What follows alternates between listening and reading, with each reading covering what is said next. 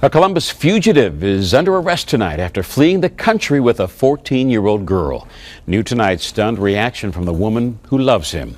26-year-old Stephan Cox was set to go to trial next week in Columbus on sex charges involving a 14-year-old girl from Pennsylvania. Police say he fled last week to Texas, where he took a different 14-year-old into Mexico. Tonight, he's in custody as his family in Columbus struggles with feelings of disbelief and betrayal. 10 TV's Glenn McIntyre was live in the studio with their story. Glenn? Jerry, there are 3 families living with the impact of Stephan Cox's alleged crimes tonight. Those of his 2 teenage victims and those closest to the man now called a predator. Relief tonight for the family of 14-year-old Ruby Contreras. Unhappy. And rage towards Stephan Cox, the man police say seduced her online and took her from her Texas home. I'm not angry, I'm hurt. I'm confused. This is the woman Stephan Cox left behind when he fled Columbus last Tuesday. She's asked that we only identify her by her first name. Becky says she and Cox have lived together for a year. The Stephan Cox she knew was a gentleman and a caring boyfriend.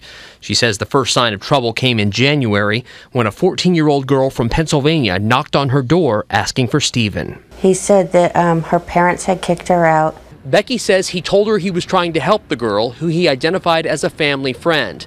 But that night, he didn't come home. A few days later, Columbus police found him with the girl and arrested him. They say they'd spent the weekend together in a Columbus motel. After 2 months in jail, Cox was released on house arrest. Conflicted, Becky took him back. He'd say it was a mistake, he didn't mean to, he didn't know how young she was. But last week, he would betray her trust again when police say he cut off his ankle monitor and fled to Texas. The same day he arrived, Ruby Contreras disappeared. Becky says that's when she could no longer lie to herself. Because you want to believe they're innocent because you love them, but they're not. They're sick and they need help. And I can't explain it.